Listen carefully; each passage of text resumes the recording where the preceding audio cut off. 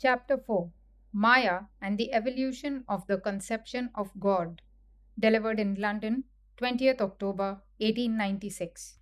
We have seen how the idea of Maya, which forms, as it were, one of the basic doctrines of the Advaita Vedanta, is in its germs found even in the Samhitas, and that in reality all the ideas which are developed in the Upanishads are to be found already in the Samhitas in some form or other. Most of you are by this time familiar with the idea of Maya and know that it is sometimes erroneously explained as illusion, so that when the universe is said to be Maya, that also has to be explained as being illusion. The translation of the word is neither happy nor correct. Maya is not a theory, it is simply a statement of facts about the universe as it exists. And to understand Maya, we must go back to the Samhitas and begin with the conception in the germ. We have seen how the idea of the Devas came. At the same time, we know that these Devas were at first only powerful beings, nothing more. Most of you are horrified when reading the old scriptures, whether of the Greeks, the Hebrews, the Persians, or others, to find that the ancient gods sometimes did things which to us are very repugnant. But when we read these books, we entirely forget that we are persons of the 19th century, and these gods were beings existing thousands of years ago. We also forget that the people who worshipped these gods found nothing incongruous in their characters, found nothing to frighten them, because they were very much like themselves. I may also remark that that is the one great lesson we have to learn throughout our lives. In judging others, we always judge them by our own ideals. That is not as it should be. Every one must be judged according to his own ideal and not by that of anyone else. In our dealings with our fellow beings, we constantly labor under this mistake, and I am of opinion that the vast majority of our quarrels with one another arise simply from this one cause that we are always trying to judge others' gods by our own, others' ideals by our ideals, and others' motives by our motives. Under certain circumstances, I might do a certain thing, and when I see another person taking the same course, I think he has also the same motive actuating him, little dreaming that although the effect may be the same, yet many other causes may produce the same thing. He may have performed the action with quite a different motive from that which impelled me to do it. So, in judging of those ancient religions, we must not take the standpoint to which we incline, but must put ourselves into the position of thought and life of those early times. The idea of the cruel and ruthless Jehovah in the Old Testament has frightened many. But why? What right have they to assume that the Jehovah of the ancient Jews must represent the conventional idea of the God of the present day? And at the same time, we must not forget that there will come men after us who will laugh at our ideas of religion and God in the same way that we laugh at those of the ancients. Yet, through all these various conceptions runs the golden thread of unity, and it is the purpose of the Vedanta to discover this thread. I am the thread that runs through all these various ideas, each one of which is like a pearl, says the Lord Krishna, and it is the duty of Vedanta to establish this connecting thread.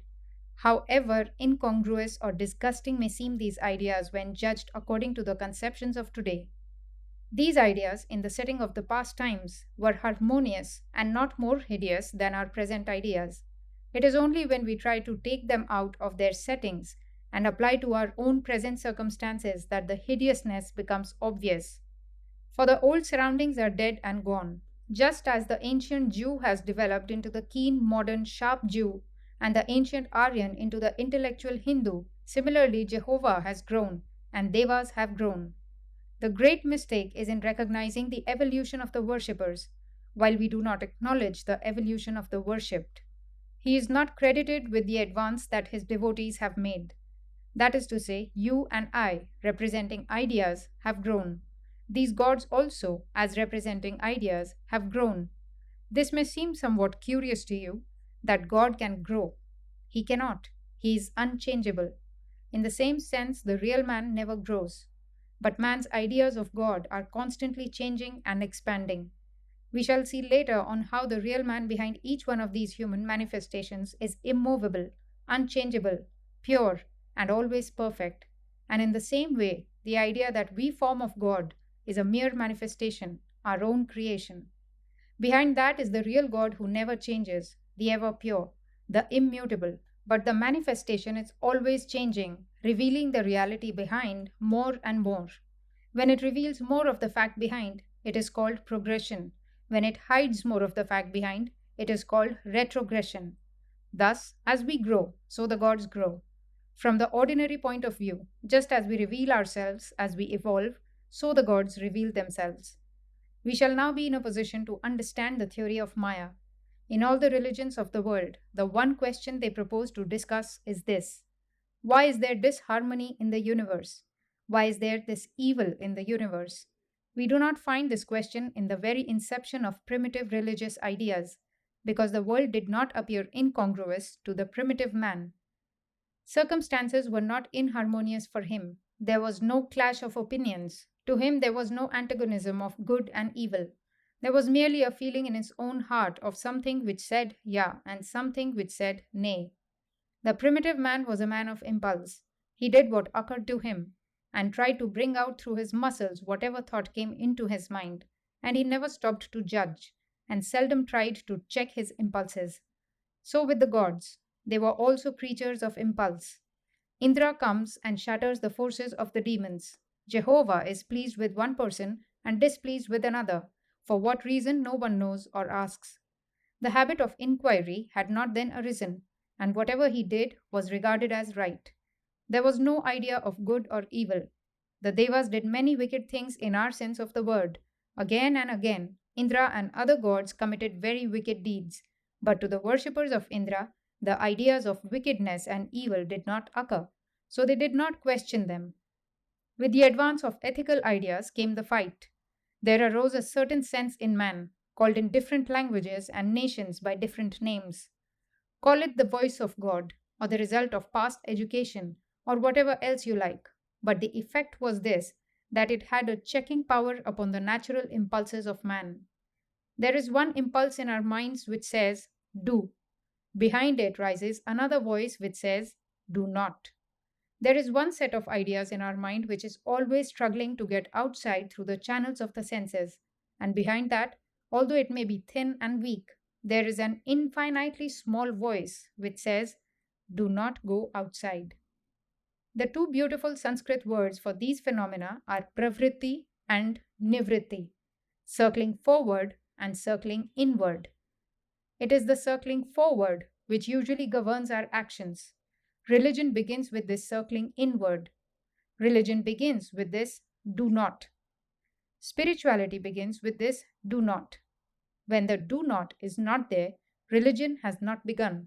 And this do not came, causing men's ideas to grow, despite the fighting gods which they had worshipped. A little love awoke in the hearts of mankind. It was very small indeed, and even now it is not much greater. It was at first confined to a tribe embracing perhaps members of the same tribe. These gods loved their tribes, and each god was a tribal god, the protector of that tribe. And sometimes the members of a tribe would think of themselves as the descendants of their god, just as the clans in different nations think that they are the common descendants of the man who was the founder of the clan. There were in ancient times, and are even now, some people who claim to be descendants not only of these tribal gods, but also of the sun and the moon. You read in the ancient Sanskrit books of the great heroic emperors of the solar and the lunar dynasties. They were first worshippers of the sun and the moon, and gradually came to think of themselves as descendants of the god of the sun, of the moon, and so forth. So when these tribal ideas began to grow, there came a little love, some slight idea of duty towards each other, a little social organization. Then naturally, the idea came: how can we live together without bearing and forbearing?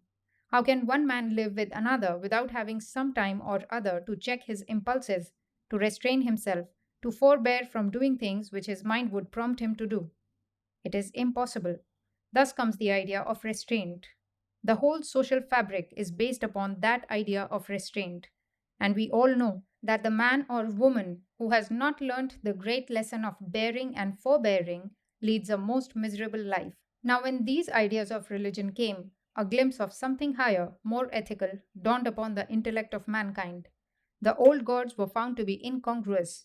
these boisterous, fighting, drinking, beef eating gods of the ancients, whose delight was in the smell of burning flesh and libations of strong liquor.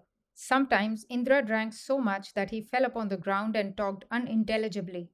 These gods could no longer be tolerated. The notion had arisen of inquiring into motives, and the gods had to come in for their share of inquiry. Reason for such and such actions was demanded, and the reason was wanting. Therefore, man gave up these gods, or rather, they developed higher ideas concerning them. They took a survey, as it were, of all the actions and qualities of the gods, and discarded those which they could not harmonize, and kept those which they could understand and combined them, labeling them with one name, Deva Deva, the god of gods. The god to be worshipped was no more a simple symbol of power, something more was required than that. He was an ethical God. He loved mankind and did good to mankind. But the idea of God still remained. They increased his ethical significance and increased also his power.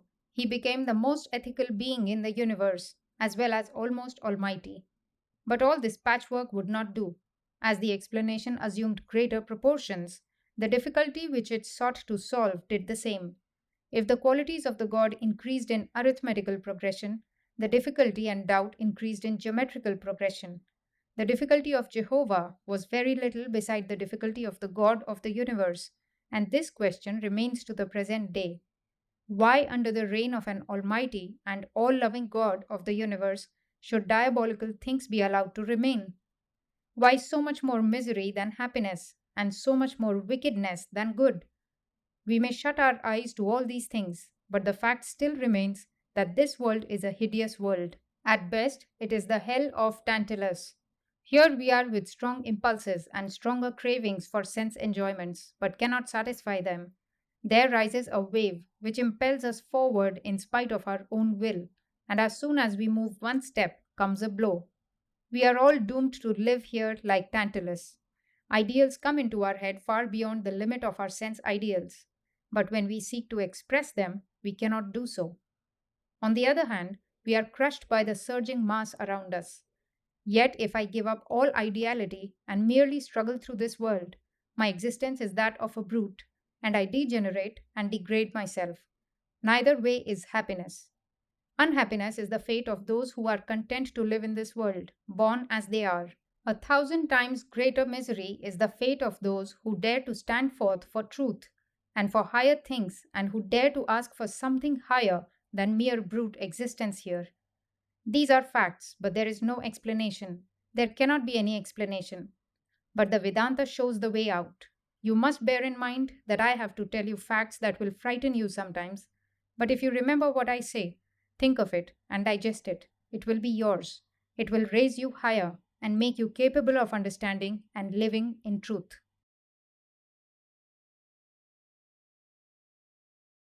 Statement of fact that this world is a Tantalus's hell, that we do not know anything about this universe, yet at the same time, we cannot say that we do not know. I cannot say that this chain exists when I think that I do not know it. It may be an entire delusion of my brain. I may be dreaming all the time. I am dreaming that I am talking to you and that you are listening to me. No one can prove that it is not a dream. My brain itself may be a dream, and as to that, no one has ever seen his own brain. We all take it for granted. So it is with everything. My own body I take for granted. At the same time, I cannot say I do not know. This standing between knowledge and ignorance, this mystic twilight, the mingling of truth and falsehood, and where they meet, no one knows. We are walking in the midst of a dream, half sleeping, half waking, passing all our lives in a haze. This is the fate of every one of us. This is the fate of all sense knowledge. This is the fate of all philosophy, of all boasted science, of all boasted human knowledge. This is the universe. What you call matter, or spirit, or mind, or anything else you may like to call them, the fact remains the same. We cannot say that they are. We cannot say that they are not. We cannot say they are one. We cannot say they are many. This eternal play of light and darkness, indiscriminate, indistinguishable, inseparable, is always there. A fact, yet at the same time not a fact. Awake and at the same time asleep. This is a statement of facts, and this is what is called Maya. We are born in this Maya, we live in it, we think in it, we dream in it, we are philosophers in it, we are spiritual men in it, nay, we are devils in this Maya, and we are gods in this Maya. Stretch your ideas as far as you can make them higher and higher. Call them infinite or by any other name you please. Even these ideas are within this Maya. It cannot be otherwise. And the whole of human knowledge is a generalization of this Maya trying to know it as it appears to be. This is the work of Nama Rupa, name and form. Everything that has form, everything that calls up an idea in your mind, is within Maya. For everything that is bound by the laws of time, space, and causation is within Maya. Let us go back a little to those early ideas of God and see what became of them. We perceive at once that the idea of some being who is eternally loving us, eternally unselfish and almighty, ruling this universe, could not satisfy. Where is the just, merciful God? Asked the philosopher. Does he not see millions and millions of his children perish in the form of men and animals? For who can live one moment here without killing others? Can you draw a breath without destroying thousands of lives? You live because millions die. Every moment of your life, every breath that you breathe, is death to thousands. Every moment that you make is death to millions. Every morsel that you eat is death to millions. Why should they die? There is an old sophism that they are very low existences. Supposing they are, which is questionable, for who knows whether the ant is greater than the man, or the man than the ant? Who can prove one way or the other? Apart from that question, even taking it for granted that these are very low beings, still why should they die? If they are low, they have more reason to live. Why not? Because they live more in the senses. They feel pleasure and pain a thousandfold more than you or I can do. Which of us eats a dinner with the same gusto as a dog or wolf? None, because our energies are not in the senses, they are in the intellect, in the spirit. But in animals, their whole soul is in the senses, and they become mad and enjoy things which we human beings never dream of, and the pain is commensurate with the pleasure. Pleasure and pain are meted out in equal measure.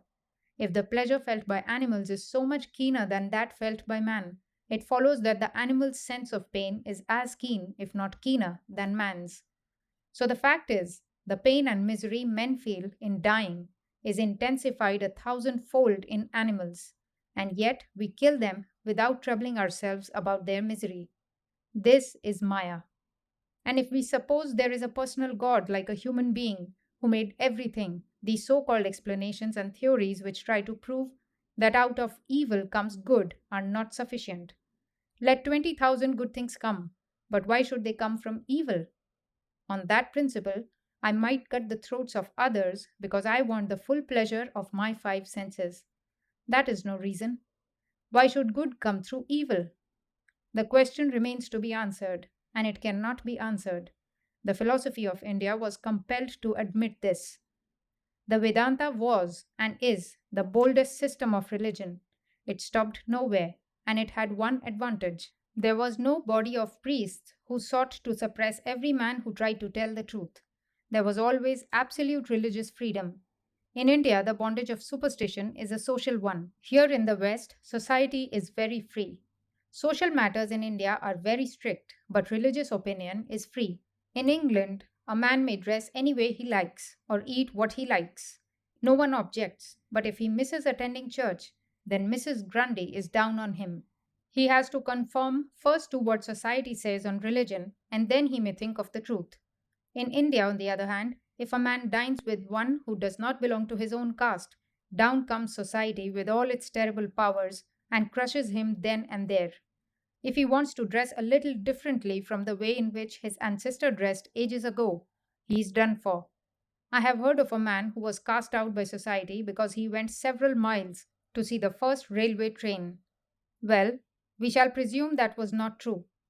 But in religion, we find atheists, materialists, and Buddhists, creeds, opinions, and speculations of every phase and variety, some of a most startling character, living side by side. Preachers of all sects go about teaching and getting adherents, and at the very gates of the temples of gods, the Brahmins, to their credit be it said, allow even the materialists to stand and give forth their opinions. Buddha died at a ripe old age. I remember a friend of mine, a great American scientist, who was fond of reading his life. He did not like the death of Buddha because he was not crucified. What a false idea! For a man to be great, he must be murdered. Such ideas never prevailed in India. This great Buddha traveled all over India, denouncing her gods and even the God of the universe, and yet he lived to a good old age. For 80 years he lived and had converted half the country. Then there were the Charvakas, who preached horrible things, the most rank, undisguised materialism, such as in the 19th century they dare not openly preach. These Charvakas were allowed to preach from temple to temple and city to city that religion was all nonsense, that it was priestcraft, that the Vedas were the words and writings of fools, rogues, and demons, and that there was neither God nor an eternal soul. If there was a soul, why did it not come back after death, drawn by the love of wife and child? Their idea was that if there was a soul, it must still love after death and want good things to eat and nice dress. Yet, no one heard these Charvakas. Thus, India has always had this magnificent idea of religious freedom, and you must remember that freedom is the first condition of growth. What you do not make free will never grow. The idea that you can make others grow and help their growth, that you can direct and guide them, always retaining for yourself the freedom of the teacher, is nonsense, a dangerous lie which has retarded the growth of millions and millions of human beings in this world. Let men have the light of liberty. That is the only condition of growth. We in India allowed liberty in spiritual matters, and we have a tremendous spiritual power in religious thought even today. You grant the same liberty in social matters, and so have a splendid social organization. We have not given any freedom to the expansion of social matters, and ours is a cramped society.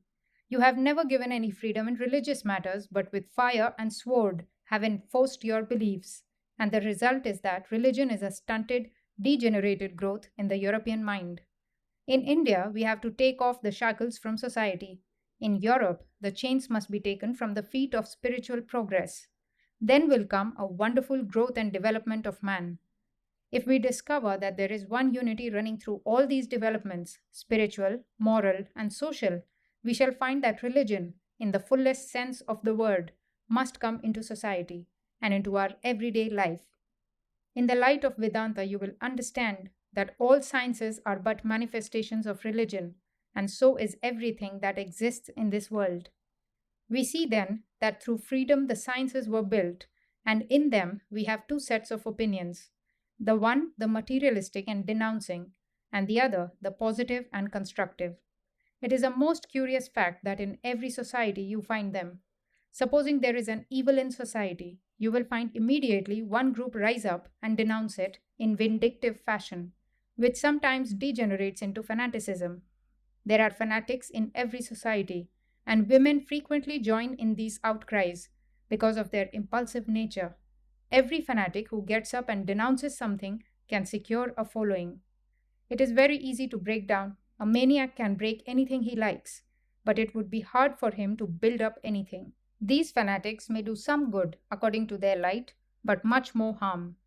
Because social institutions are not made in a day, and to change them means removing the cause.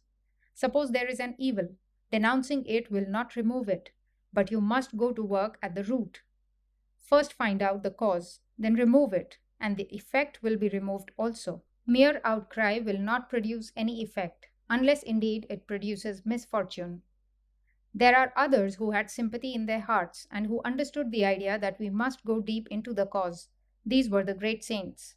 One fact you must remember, that all the great teachers of the world have declared that they came not to destroy but to fulfill. Many times this has not been understood, and their forbearance has been thought to be an unworthy compromise with existing popular opinions. Even now, you occasionally hear that these prophets and great teachers were rather cowardly and dared not say and do what they thought was right, but that was not so. Fanatics little understand the infinite power of love in the hearts of these great sages who looked upon the inhabitants of this world as their children. They were the real fathers, the real gods, filled with infinite sympathy and patience for everyone. They were ready to bear and forbear. They knew how human society should grow, and patiently, slowly, surely went on applying their remedies, not by denouncing and frightening people, but by gently and kindly leading them upwards, step by step. Such were the writers of the Upanishads.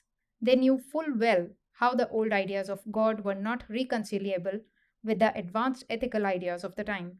They knew full well that what the atheists were preaching contained a good deal of truth, nay, great nuggets of truth, but at the same time, they understood that those who wished to sever the thread that bound the beads, who wanted to build a new society in the air, would entirely fail. We never build anew. We simply change places. We cannot have anything new. We only change the position of things. The seed grows into the tree, patiently and gently. We must direct our energies towards the truth and fulfill the truth that exists, not try to make new truths. Thus, instead of denouncing these old ideas of God as unfit for modern times, the ancient sages began to seek out the reality that was in them. The result was the Vedanta philosophy, and out of the old deities, out of the monotheistic God, the ruler of the universe, they found yet higher and higher ideas in what is called the impersonal absolute. They found oneness throughout the universe. He who sees in this world of manifoldness that one running through all, in this world of death, he who finds that one infinite life, and in this world of insentience and ignorance, he who finds that one light and knowledge, unto him belongs eternal peace, unto none else, unto none else.